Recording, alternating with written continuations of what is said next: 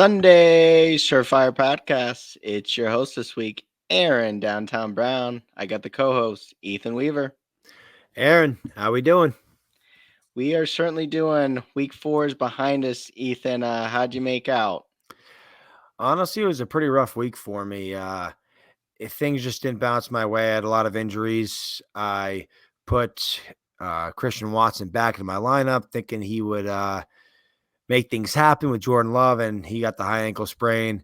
And then my condolences to you with Rashee Rice, as your Kansas City Chiefs lost a great player, and I was so high on Rashee Rice this year, and he was in a lot of my lineups. So that's pretty much the extent of week four for me. Just a lot of sadness. I agree. I agree. Yeah, not a fun day to be a Chiefs fan. He was off to a great start this year, and then just overall fantasy. Yeah, I was about 50-50 in my leagues with win losses, and yeah, got a couple guys we're high on this off season. Then definitely not pulling through this first quarter of the year. Hopefully Or they turn it around. at least Mark Andrews is doing well. Oh yeah, he's just spot on. Yeah, that round four pick is definitely uh, paying off for a lot of I us. I had Andrews and Watson in one of my redraft leagues, and I almost won still, but two goose eggs does not help. No, definitely agree. Hopefully he does turn around. He's got a big matchup or at least a high point spread this week. So hopefully they can get a little bit more of the um, you know passing volume going over there in Baltimore. But who knows? They're dominant. They might not even need to pass it that much this year. So I know you never Lamar's know. gonna Lamar's gonna throw 10 times. So Andrews, if he does turn it around, is probably gonna be on my bench. Exactly. Yeah. Well, yeah. I guess last comments on week four, just with the show in regards to the show. I know we usually do told you shows. I think for me, I will bring up just kind of proud bringing up Justin Fields last week. He was only 5,500 to get in your lineup. Ended up scoring 36 fantasy points. He did score two rushing and one passing touchdown. I think that was also even my hot take. I thought he was going to get one passing, one rushing. He even exceeded my hot take. Threw for 300 yards, 55 rushing. But the only downside is I definitely missed on Steele and Pittsburgh defense too. So couldn't put it all together, but hopefully you had Fields in your lineup last week. I had Fields in one of my dynasty matchups, and he did very well, obviously. But no, Fields looks great right now in Pittsburgh. It seems like he's getting a better feel for that offense week to week. And I don't see how you turn the reins over to Russell Wilson unless Fields kind of falls off a cliff here. But he looks a lot better as a passer under Arthur Smith than he ever did in Chicago. So I like what Pittsburgh's doing with Fields, and I really hope he continues this ascension. I agree. I mean, who knows? Maybe it's because Arthur Smith doesn't ask you to throw it that much. It's why he looks pretty good. But Hey, whoa. uh, Fields threw for over 300 yards. That's true. That's true. So yeah, no, I definitely agree with you there. Hopefully, I'm kind of pulling for him. I want his career to kind of turn around a little bit from a dynasty aspect there 100%. too. But yeah, we'll move on week five and we'll do our traditional show and we'll start off with our bullish buy category. And this is where oftentimes they're pretty expensive picks, but it's just guys that we're really high on. We think they have a good chance of scoring the majority of your points in your fantasy um, lineup. And I'll actually kick it off today here with my bullish buy. Um, I'm gonna go with Debo Samuel. All right. So, cool thing about this week in DraftKings, he's only 6,800. So, even below the 7,000 threshold. Debo Samuel or the Niners are playing in Arizona. I believe that's the second highest over of Week 5 on the Sunday slate. He's also coming back from injury. I mean, he played last week against the Patriots. Caught three catches, 58 yards, and 14 rushing yards as well. But I kind of like Debo a lot in this matchup specifically with just Arizona secondary is not very strong. With CMC, that news, going around the league too. I know Jordan Mason is doing well, but I think Debo will continue to get rushes which he does have rushing in his contract incentives, so very advantageous to keep those rushing yards throughout the season. And yeah, I just think it's just a great matchup in a high over under this week. So I went Debo Samuel for kind of a cheaper play at 6,800 this week. No, I mean, I like targeting that matchup, Arizona and the San Francisco 49ers. As you said, a high over under. I do think Debo Samuel is acting as the team's kind of de facto number one, with Brandon Ayuk obviously struggling. Juwan Jennings is having a great start to the season, but I think the offense does run through Debo Samuel right now, and I do think Brock Purdy does have a good game against Arizona. Their defense isn't very good. I think they're going to put up a ton of points against the Arizona Cardinals. So I do like attacking this game. Um, I don't love the Debo call because I think my bullish buy is a better call, and it's from the same game. Okay, all so right. so I'm going to talk about my bullish buy, and it's Jordan Mason, the running back for the San Francisco 49ers. And I know it's like the Debo. I just think this game might get out of hand rather quickly. I don't think Arizona is a very good football team.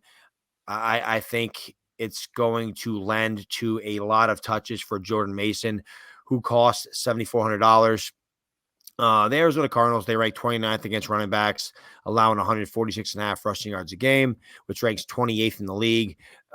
Mason's had over 20 points in 3 or 4 games this season. He's basically averaging 23 carries for 112 yards a game, and he has 3 touchdowns in the last 4 games.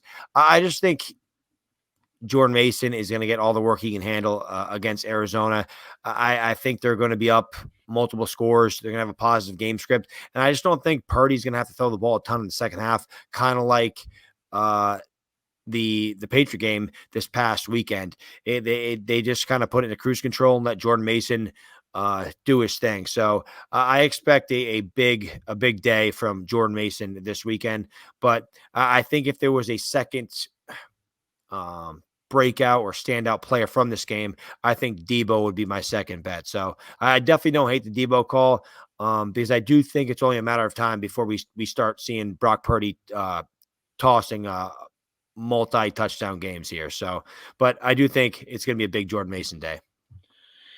Yeah, I mean, I don't I don't hate that call at all, and I think there's a world where they can both do very well. I mean, let's face it, the Niners very easily score 30 plus points each week.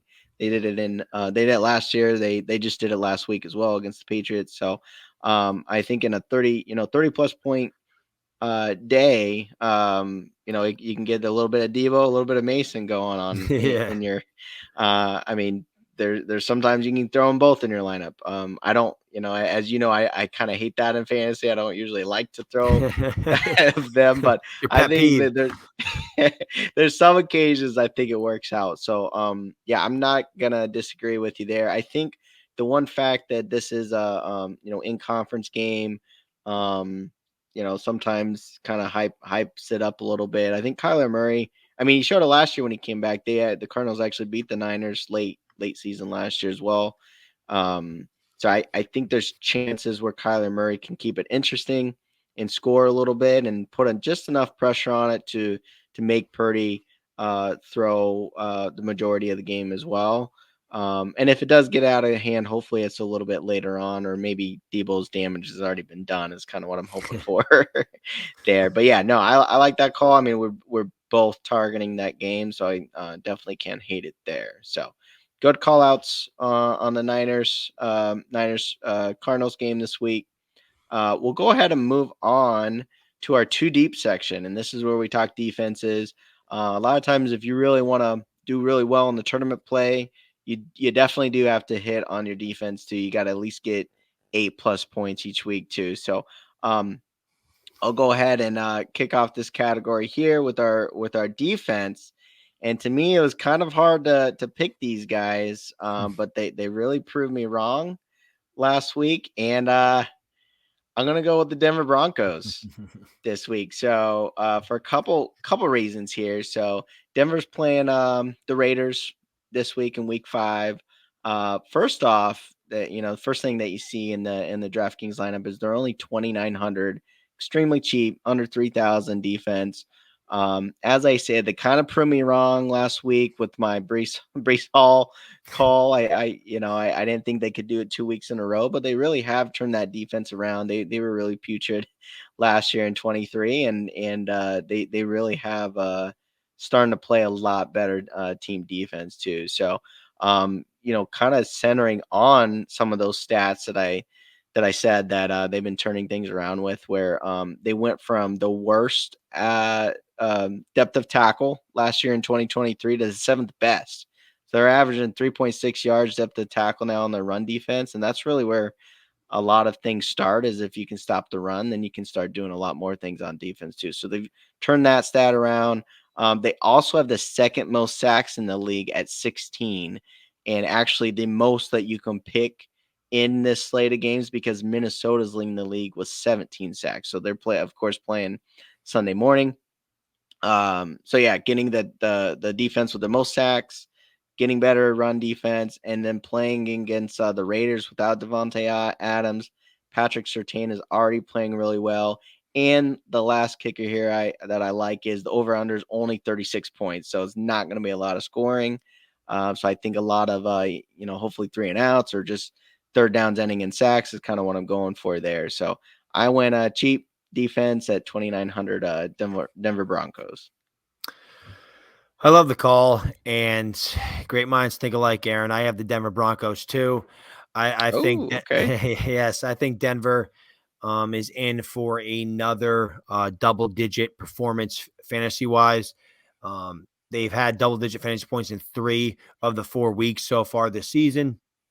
And I'm just surprised they're under 3,000. At 2,900, the way the Broncos have been playing, I was very surprised. Last week, I thought it was a no-brainer to pay up for the San Francisco 49ers because they were playing my Patriots, and that paid off with their 22 points. But this week, I think it was kind of a no-brainer to go cheap, especially with the price of the Denver Broncos defense. You mentioned their sacks. They're 6th in pressure rate this season. They're 5th in pass success rate, and the rush defense has the lowest success rate against them. So they've been playing great. I expect another very good performance against the Raiders. Devontae Adams requested a trade today.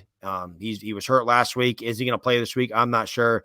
But if they're going to just roll out Trey Tucker, Myers, and Bowers and Zamir White, who can't seem to get anything going on the ground, it's going to be a long day for Minshew. I think they're going to force Minshew to throw a lot because I don't think Zamir White's going to be able to run the ball. And I think it might be a long day for Gardner Minshew and the Las Vegas Raiders. So I think the Denver Broncos defense was kind of a no-brainer at this price point. Well, there you have it. Yeah, who would have thought we would be agreeing with Denver Broncos defense?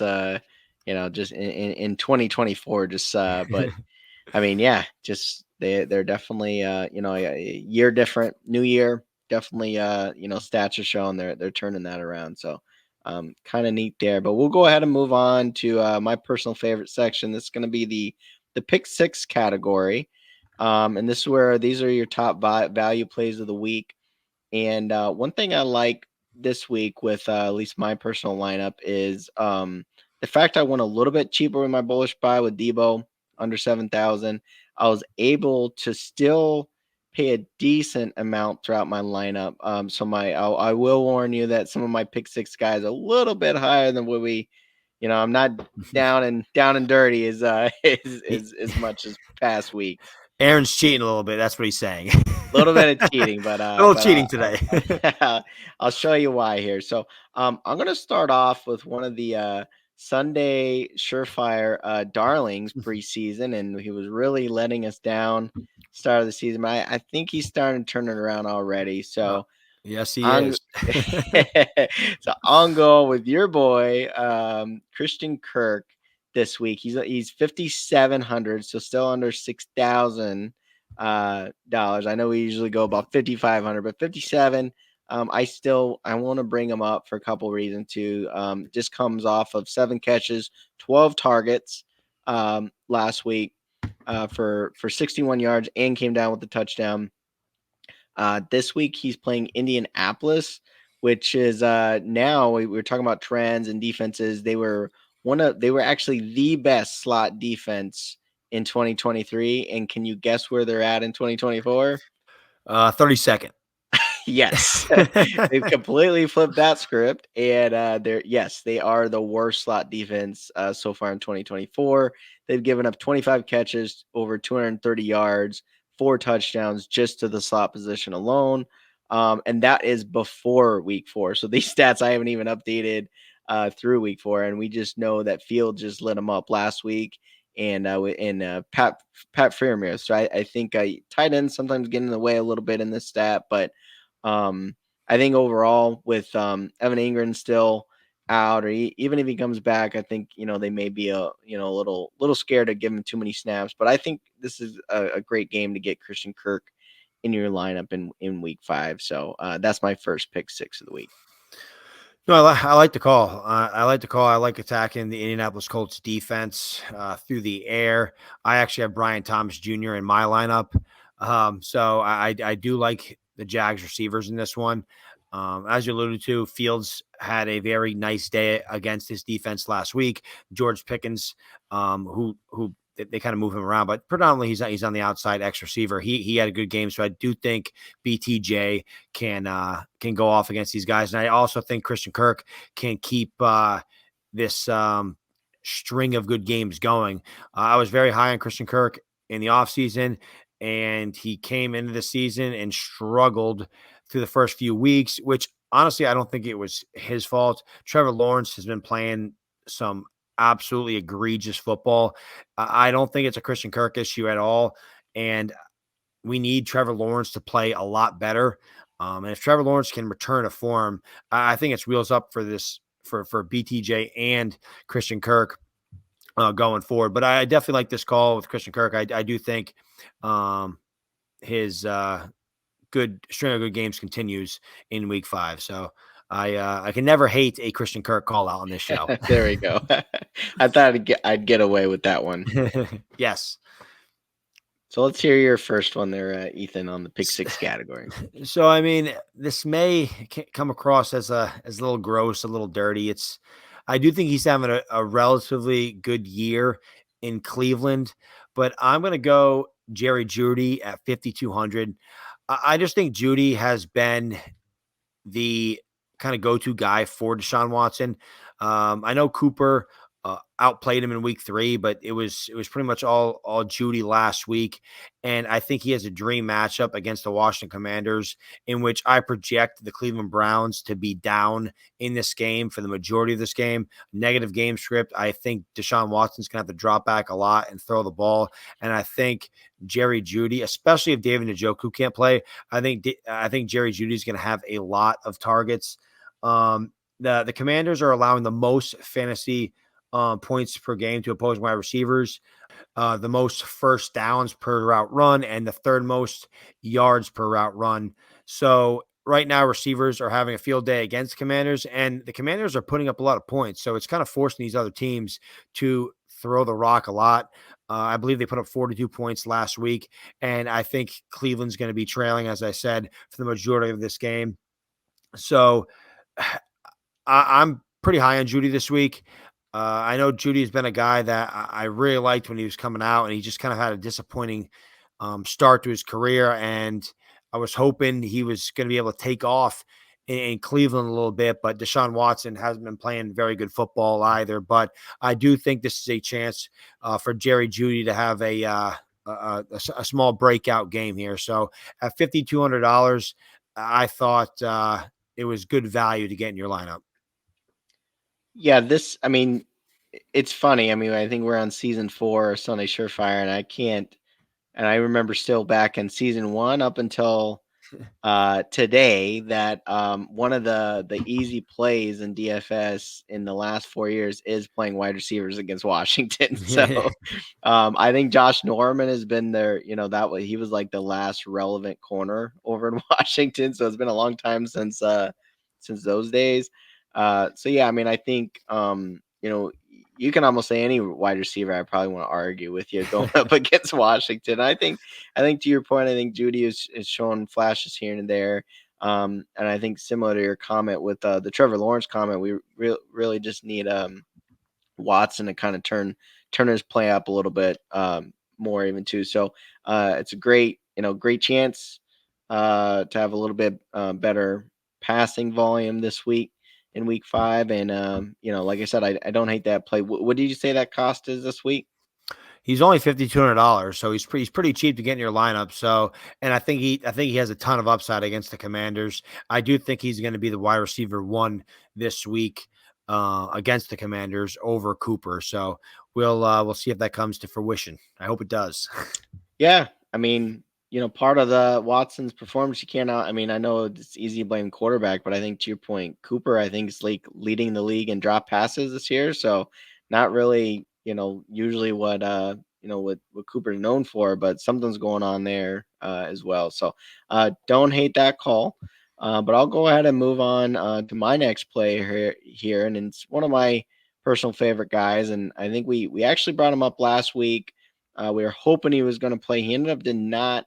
He actually they held him out of last week's game, and that is Mr. Tank Dell. You can't quit So Dell. You can't quit can't him. quit Dell. No, he's ready. He's ready for his blow up week. I think it definitely could have been last week, but I think they were playing it safe with that chest injury.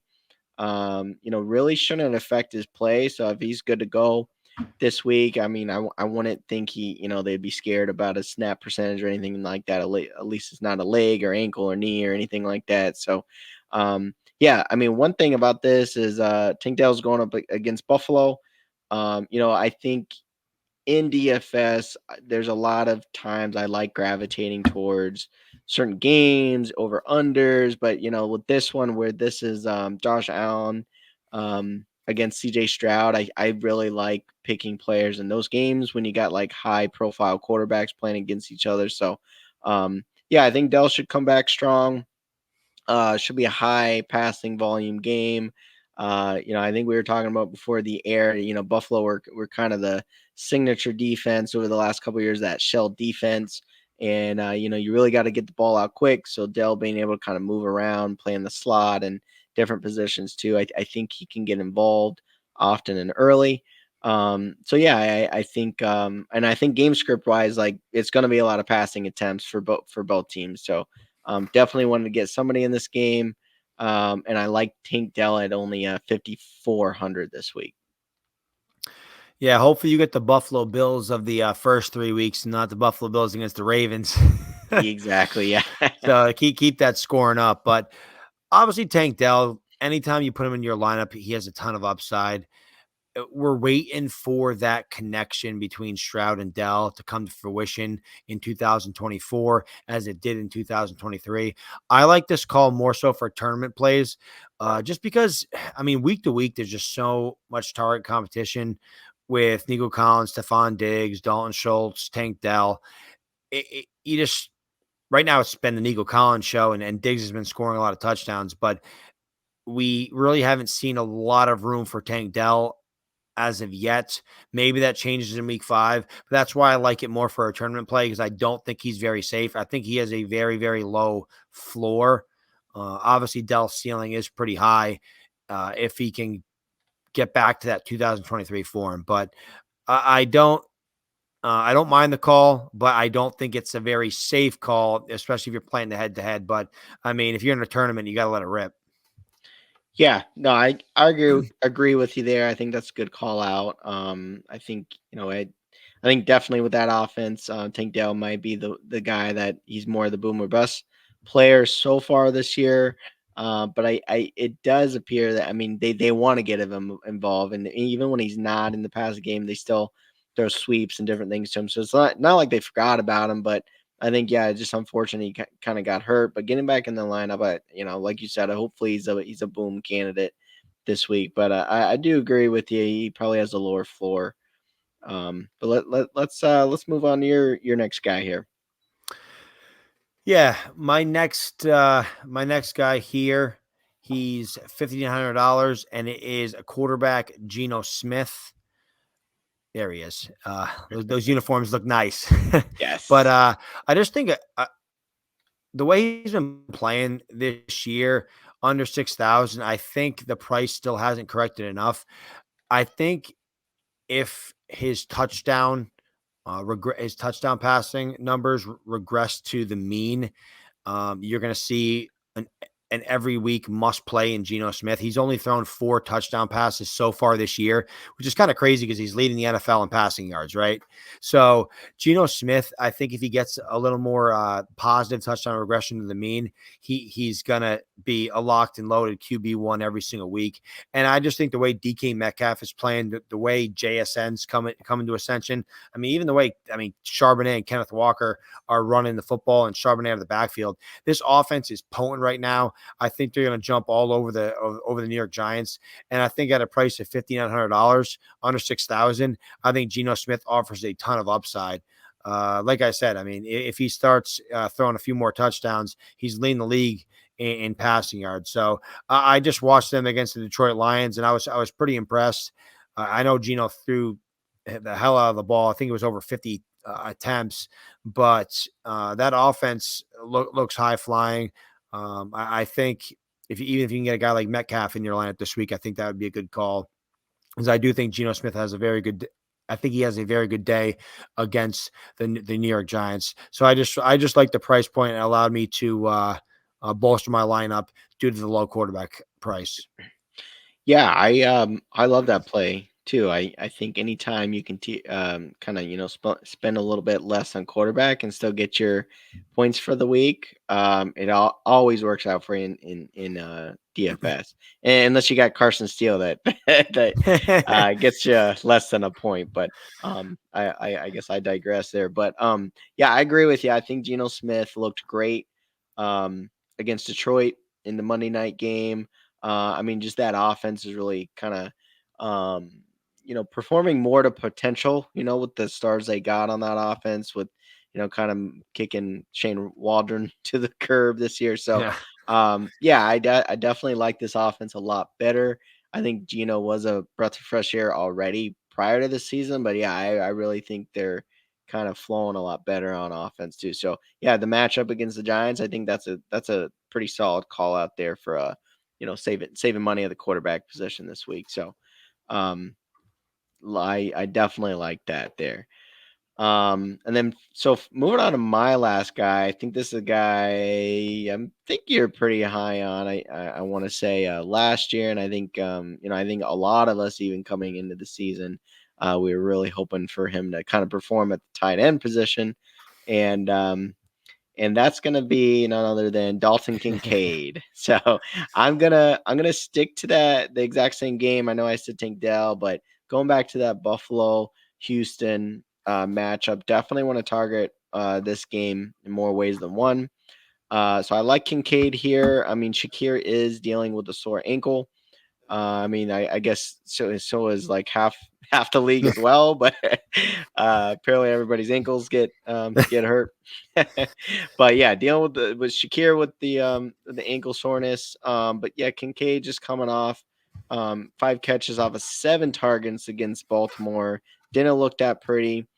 Still came down with about 47 yards, and he went 5 for 41 with a touchdown against the Jaguars, where they kind of dominated the Jaguars. So, kind of mediocre stats so far, but I think the last 2 weeks. I definitely like those targets and getting in the 50, 60 yard range is kind of momentum. And then obviously I want him to perform a little bit better than that. So, yeah, just targeting the right week, playing against Houston. I think after just getting embarrassed by Baltimore, I really think the Bills need to kind of go back to the Bills form they were performing at, and I think Kincaid is a pretty good play, considering he's only 5,300. So if he is Josh Allen's one of his top targets this week for 5,300, sign me up.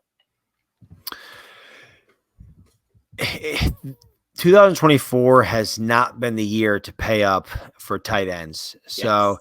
we had this conversation prior to getting on tonight.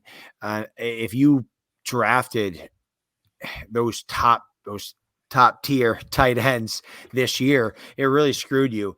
And right now, the Houston Texans are relatively good against tight ends. Their opponent rank is 8th. They're allowing the 4th least pass yards a game.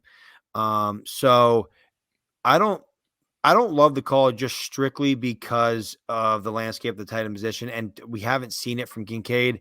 Obviously, he has all the upside in the world, and we're just waiting for Kincaid to break out. But right now, Josh Allen's spreading the ball around, and he's not locking into any one player. If Shakir is out with an ankle injury, I mean, I would like this call a lot better.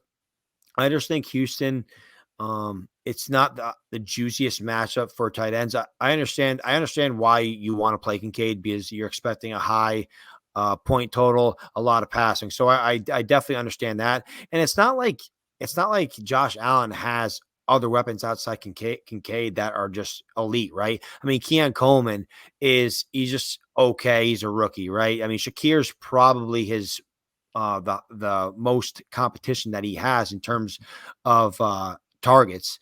So we'll see if Kincaid can kind of bounce back and start becoming the tight end that we thought he was going to be this year.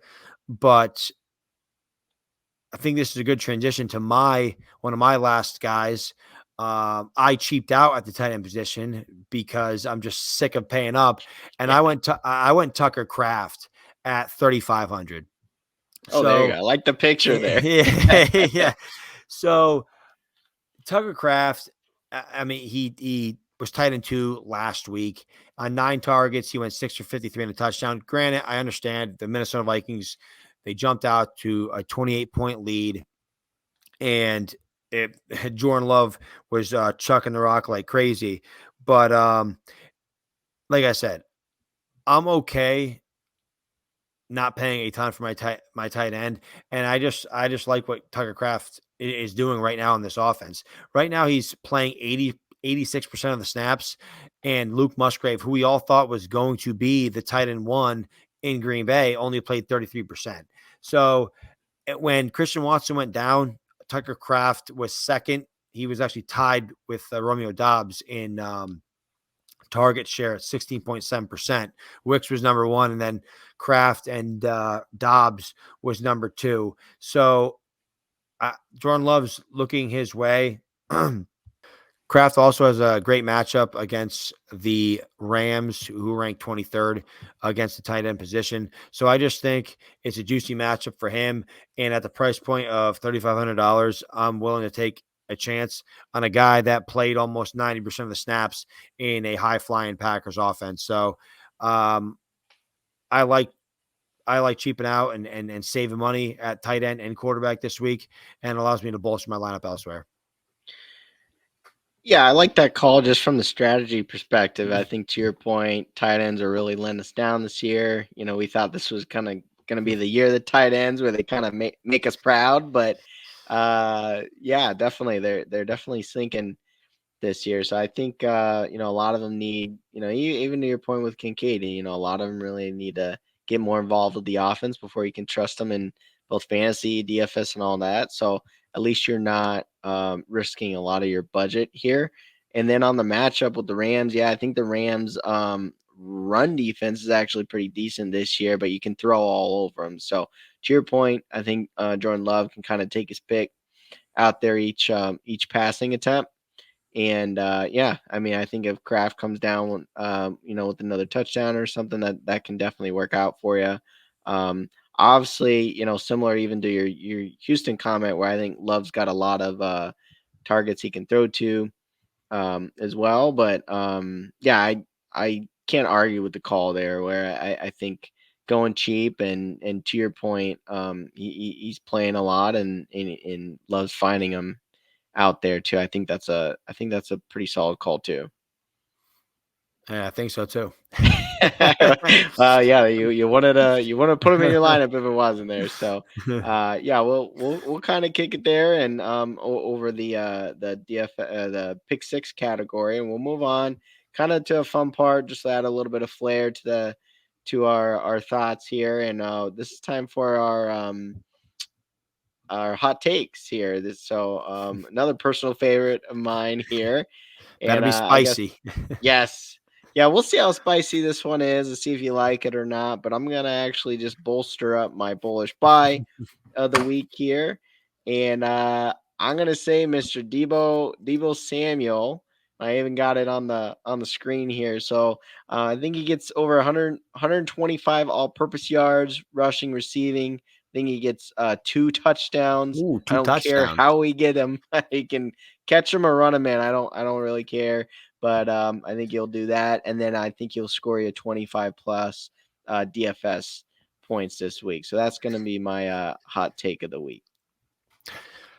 It's funny because I'm gonna stick to my bullish buy too, and I have eerily similar numbers. I think Jordan Mason's gonna go over 125 running yards and 2 touchdowns himself. So hey, the 49ers are at least scoring 28 points this week because Debo and Jordan Mason are about to go off. Oh, that's right. Oh, for sure. There you go. And look at that. That's still under their 30 points. So maybe they'll get Yeah. a field goal to get the 31. So Hey, I have Moody everywhere, so in the redraft, so let's go. there you go. There it is. There you go, folks. So Mason and Samuel both getting 2 touchdowns, both getting 125 all-purpose yards. So that's hilarious that we had almost had yeah, that is pretty eerie how close that hot take was. Just pretty Well, hey, funny there. Mason's getting 125 on the ground. He may get another 50 through the air. So hey, he might be 175. Oh, oh, got it. So that's just ground rushing That yards. just Okay, rushing all right. yards. Yes. That's pretty spicy then. That's pretty spicy. So yeah, hopefully they hit for you. And who knows? I will throw in a lineup where I got Mason and Samuel. I'll go against my Whoa, whoa, whoa, whoa, whoa! You go can't against do my that. little rule of thumb there. But yeah, maybe it works out this week. Oh, it But has to. We just called it, so has to, right? has to happen. Yes, our hot takes were yeah. Hopefully they're hitting this week here. Um, All right, so we'll move on to the Thursday night matchup, our under the lights category here, and that's going to be the Atlanta Falcons versus the I'm sorry, Tampa Bay in Atlanta. All right, so I kind of got that backwards there. So um, yeah, it's actually in Atlanta this week. You kind of see the spread on the screen here. Atlanta is favored at being the home team at 1.5 points. So Vegas kind of thinks it's going to be a pretty close game. Over under 43.5 points. So it's still just kind of your average, you know, NFL game. So a little bit of action, but not too much as well. So you got the money line 125 for Atlanta. So I'll start it off with you, Ethan. How do you think this game's gonna go? And then we'll kind of go right into captains after that. I think it's gonna be a close one, close divisional game. I mean, the Falcons have been playing close games all year. It seems like Kirk Cousins and the Atlanta Falcons team they're very close to being 0-4, but they've been good in the clutch and they've been able to squeak out a few wins here. But I do think the Buccaneers come away with this one. I just don't think the Atlanta Falcons have looked very good offensively. I think the Buccaneers for the majority of the season have looked great. Um, I know they had a tough time against Denver, but other than that game, they looked absolutely incredible. Baker Mayfield even last week was unbelievable in that game. So I think that continues over this week. I don't think it's going to be as high flying just because it's a divisional game, short week. So usually we don't typically see these offenses just go crazy. So I think maybe both these teams lean more to the run this week. Which is a sneak preview to my captain. But I do think the Tampa Bay Buccaneers come out of this in a close game. So I actually probably, if I was a betting man, which I am, I'd probably take the Bucks plus 1.5. Yeah, I'm kind of with you. I thought about it for a while, and then even, kind of researching the teams a little bit so far in 2024. It's really funny. You really can't exploit one particular matchup between the two teams. They're very, very average right now. So I mean, we've seen some bursts with Baker in that offense, but they've also kind of let you down at times already this season too. So yeah, I mean, you got simple things like, Atlanta's pass blocking is about middle of the road, and Tampa Bay's pass rushing is about middle of the road. So it's really, you kind of can keep going at every one of those matchups, and you kind of keep coming up with average and average. So I think, just for that fact, I think Vegas is pretty close, keeping the spread pretty close at the 1.5 points. Um, right there, because yeah, you really can't exploit anything on paper just yet. So yeah, I mean, unless there's, like a muff punt, something crazy that happens, or some team gets off to a really bad start, I think the game will be close. But to your point, I think Baker does thrive sometimes on your, he's got an under the light game on Thursday Yeah, night. I think he prime puts time. on, yeah, he puts on for prime time. So I'm kind of with Baker in prime time as well. So I'm with you there. I'll probably just do the money line because it's only a point and a half anyway. Give me Yeah. that plus money, but but yeah, I'm kind of with you there on the game flow. So how about actually you kick us off with who I know you kind of gave us a preview already, but I can probably guess your captain. But go ahead and start here. Yeah, I'm going to talk about Bijan Robinson.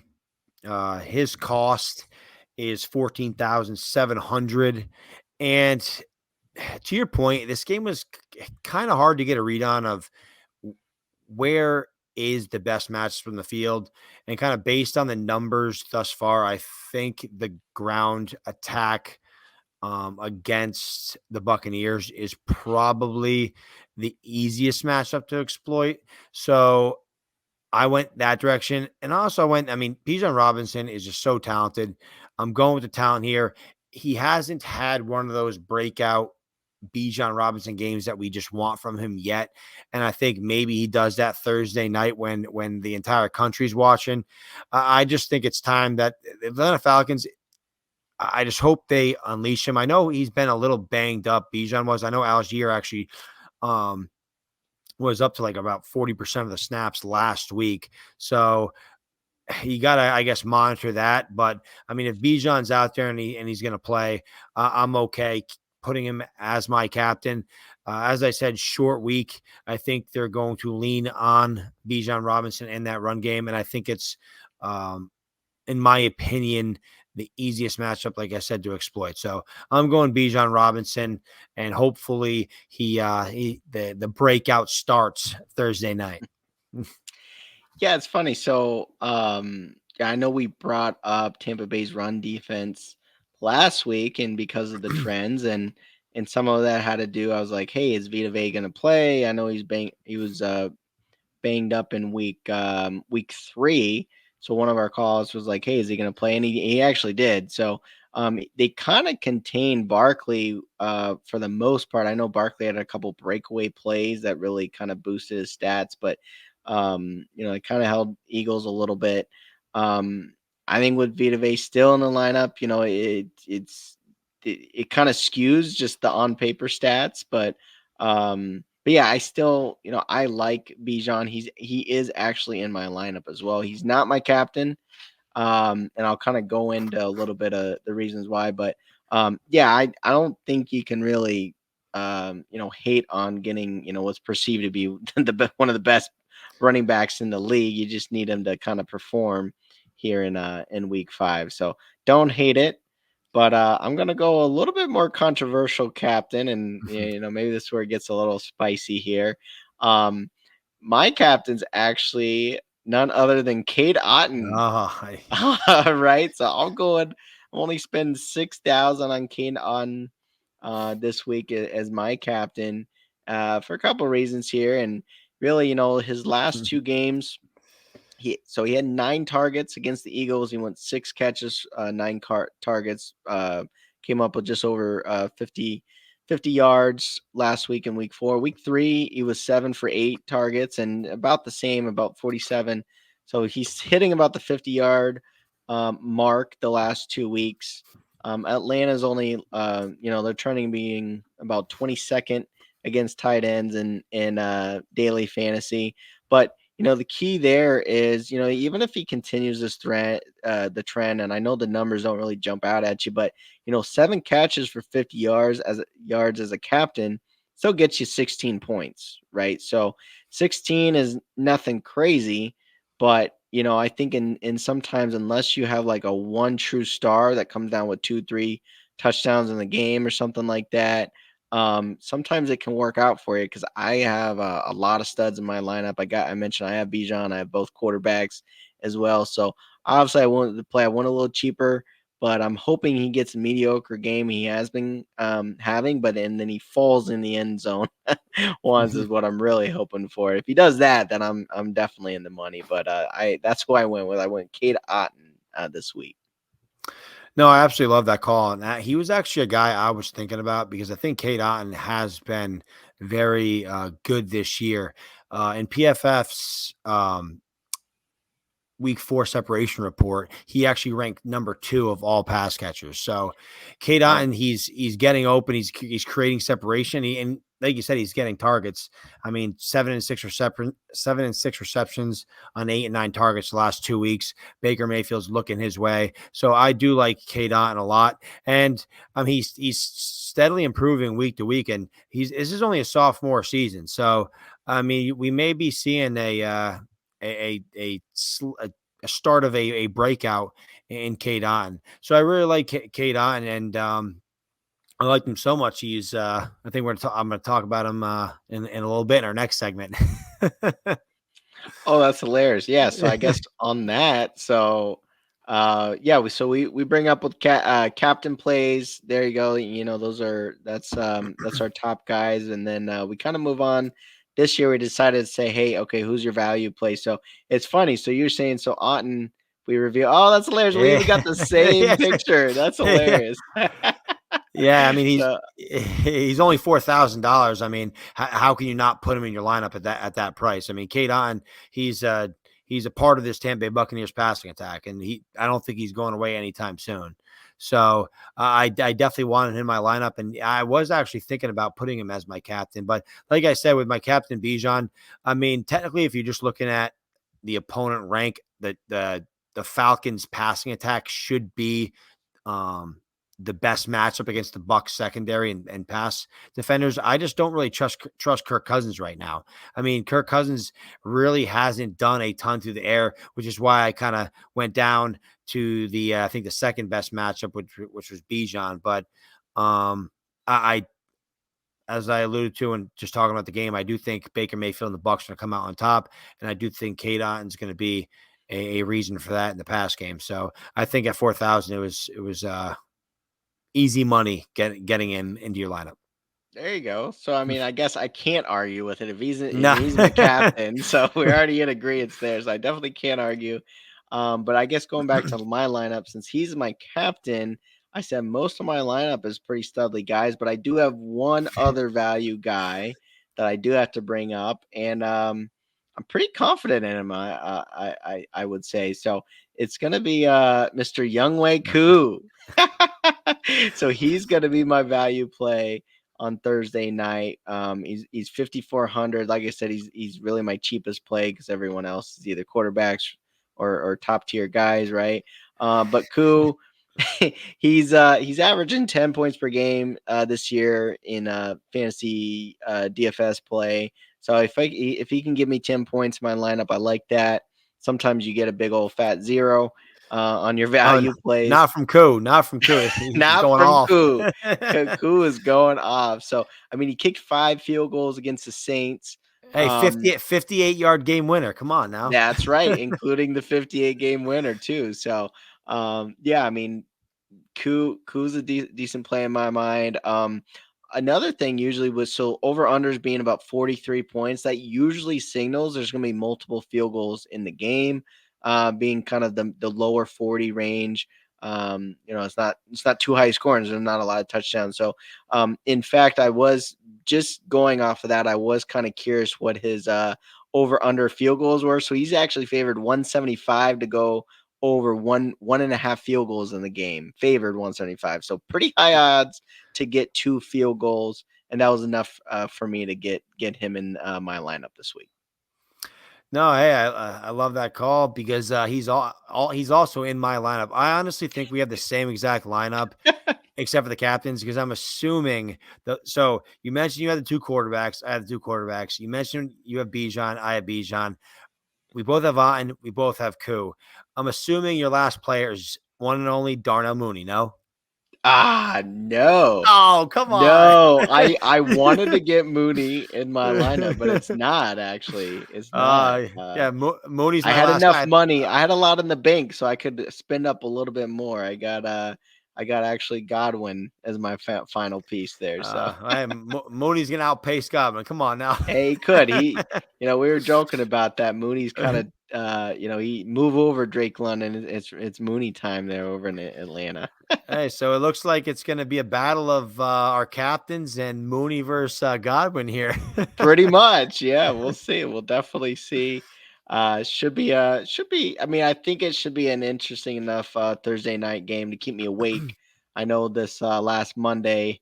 I mean the Lions Seahawks game was great, but that Tennessee Miami game, I if that was Monday night, I probably would have went to bed early this week. So I think this should be still be a decent enough matchup, and it being a conference game, there's a lot on the line. So looking forward to that. But I guess we'll sign off here, and as we always say, peace.